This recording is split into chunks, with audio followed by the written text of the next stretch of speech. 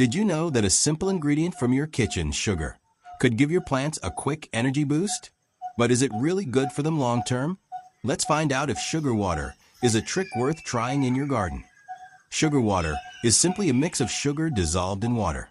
Some gardeners use it to give plants a fast energy source, especially during transplant shock, blooming, or reviving wilted plants.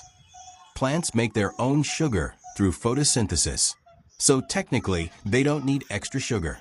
However, sugar water can sometimes help seedlings or stress plants by feeding soil microbes that support healthy root growth.